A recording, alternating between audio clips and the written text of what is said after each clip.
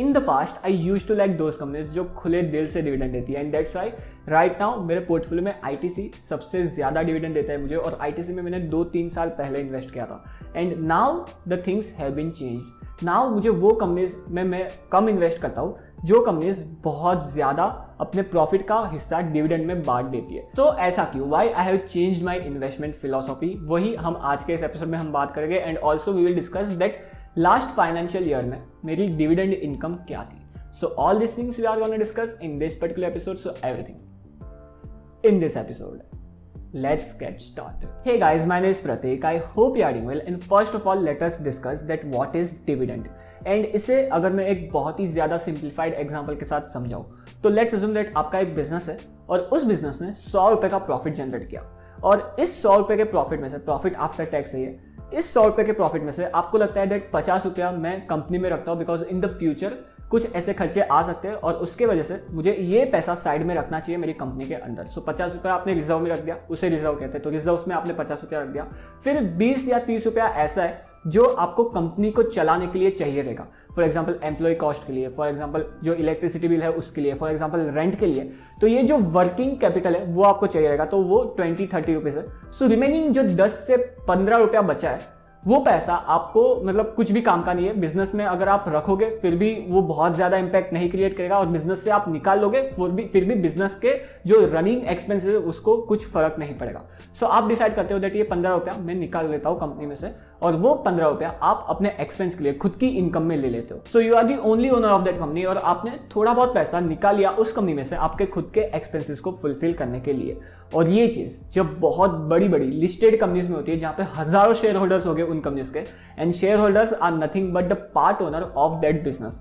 जो वो profit generate करती है वो कंपनीज, उसमें से थोड़ा बहुत हिस्सा आपका भी है बिकॉज आप उस कंपनी में इन्वेस्टेड हो, आप उस कंपनी के शेयर्स होल्ड करते हो। सो जो वो कंपनी को चलाने वाले लोग हैं उनको अगर लगता है दैट ये जो पैसा है वो एक्सेस है, ये अगर हम बिजनेस में डालेंगे फिर भी बहुत ज्यादा इंपैक्ट नहीं करेगा वो पैसा, और अगर बिजनेस में से निकाल भी लेंगे फिर भी बहुत ज्यादा इंपैक्ट नहीं करेगा बिजनेस को चलाने के लिए, तो वो पैसा जब डिविडेंड में बांटा जाता है तो वो सारे शेयर होल्डर्स को मिलता है जो उस कंपनी के शेयर्स को होल्ड करते हैं। तो नाउ आई होप आपको डिविडेंड क्या होता है वो समझ में आ गया होगा। नाउ मेरे लिए ये बहुत ही बड़ा डिविडेंड हो जाएगा अगर आप इस एपिसोड को लाइक कर दो, बिकॉज ये मुझे बहुत ज्यादा हेल्प करता है इस एपिसोड को ज्यादा से ज्यादा लोगों तक पहुंचाने के लिए एंड ज्यादा से ज्यादा फाइनेंशियल लिटरेसी बढ़ाने के लिए। So please please please do like this episode. So पहले 1 to 2 ईयर्स अगो मुझे उन सारी कंपनी से बहुत ही ज्यादा लगाव था जो कंपनीज बहुत बड़े बड़े रेगुलर बेसिस पे डिविडेंड देती है, but now I don't invest on those companies जो कंपनीज बहुत ही बड़े बड़े डिविडेंड अनाउंस करती है एंड जो कंपनीज अपने प्रॉफिट में से ज्यादातर हिस्सा डिविडेंड में बांट देती है। तो the question is why I have changed my philosophy. The first reason is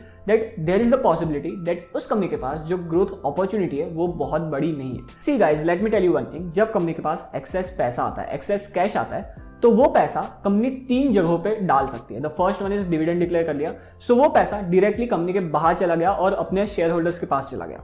the second thing, company buy back announce कर सकती है, अपने ही खुद के शेयर्स बाय कर सकती है। So that is also the great way to deploy excess cash. And the third and the best way to use this excess money is that company ने ये एक्सेस पैसा फिर से अपने खुद के बिजनेस में ही रीडिप्लॉय कर दिया, एंड इस पैसों पे कंपनी इन द फ्यूचर एक बहुत ही अच्छा return on capital employed generate कर पा रही है। तो अगर कंपनी के पास एक्सेस पैसा आ रहा है और ये पैसों में से ज्यादातर हिस्सा कंपनी डिविडेंड में बांट दे रही है, so there is a possibility that वो कंपनी के पास पैसों को अपने बिजनेस में ही रिडिप्लॉय करने की अपॉर्चुनिटी बहुत ही ज्यादा कम है, या फिर जो ग्रोथ अपॉर्चुनिटी है वो कंपनी में स्टॉप हो गई है। एंड दैट्स व्हाई मैनेजमेंट को कोई ऐसी अपॉर्चुनिटी नहीं दिख रही है जहां पे ये एक्सेस पैसा खुद के बिजनेस में ही डाल के यहां से एक अच्छा return on capital employed generate कर सके।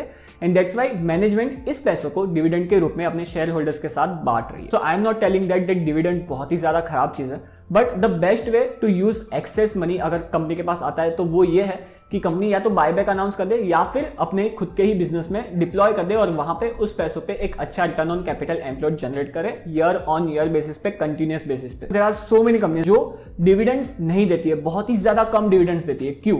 बिकॉज उन कंपनीज के पास जो ग्रोथ अपॉर्चुनिटी है वो बहुत ही ज्यादा बड़ी है, और इन सारी कंपनीज को जितना भी आप कैश दो, ये कंपनीज वो कैश को फिर से अपने बिजनेस में रीडिप्लॉय करके उस पैसों पे 20 to 30% का return on capital employed generate करने की ताकत रखती है। सो ये चीज शेयर होल्डर्स को बहुत ज्यादा हैवीली रिवॉर्ड कर सकती है, बिकॉज इन कंपनीज के स्टॉक प्राइस बहुत ही अच्छे से अप्रिशिएट हो सकते हैं in the long run. And that's why now I invest in those companies जो कंपनीज अपने पास जो फ्री कैश आता है, जो एक्सेस कैश आता है, वो पैसा फिर से ही अपने बिजनेस में रीइन्वेस्ट करने में बिलीव करती है, ना कि डिविडेंड देने में। Now yes, surely there are some exceptions like TCS, like Infosys, जो ये आईटी कंपनीज है, वहां पे बहुत अच्छा खासा फ्री कैश फ्लोस ये आईटी कंपनीज जनरेट करती है, और इन कंपनीज को अपने बिजनेस को रन करने के लिए बहुत ही कम कैपिटल की रिक्वायरमेंट पड़ती है।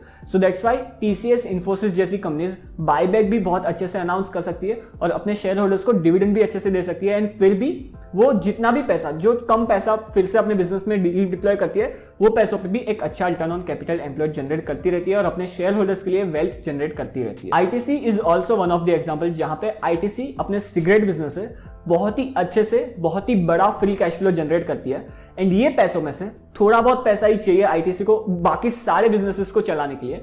सो जो एक्सेस पैसा आईटीसी के बैलेंस शीट में बचता है, वो पैसा आईटीसी डिविडेंड देती थी। आईटीसी बायबैक डिक्लेयर नहीं कर सकती बिकॉज ऑफ बेट की होल्डिंग आईटीसी में बढ़ जाएगी, जो अच्छा नहीं होगा, एंड दैट्स व्हाई आईटीसी ज्यादातर हिस्सा अपना डिविडेंड के रूप में बांट देती है। एंड मेरे पोर्टफोलियो में आईटीसी का अलोकेशन 8 to 9% के आसपास है। So that's why in the last financial year मेरा जो डिविडेंड इनकम था वो था 75 to 78,000 रुपीज के आसपास, एंड मेजरली ये डिविडेंड में से मेजरली हिस्सा आईटीसी का डिविडेंड है। द सेकंड रीजन जिसकी वजह से मैं डिविडेंड गिविंग कंपनीज में इन्वेस्ट नहीं करता, because of taxes. First of all, जब कंपनीज डिविडेंड डिक्लेयर करती है तो वो पैसा प्रॉफिट है कंपनी का, तो वो प्रॉफिट पे ऑलरेडी कंपनी ने टैक्स दे दिया है, और उसके बाद वो जो प्रॉफिट आफ्टर टैक्स है उसमें से पैसा डिस्ट्रीब्यूट होता है, जो भी डिविडेंड अनाउंस होता है वो। नाउ जो पैसा मेरे पास आता है डिविडेंड में, तो आई कम इन 30% टैक्स स्लैब।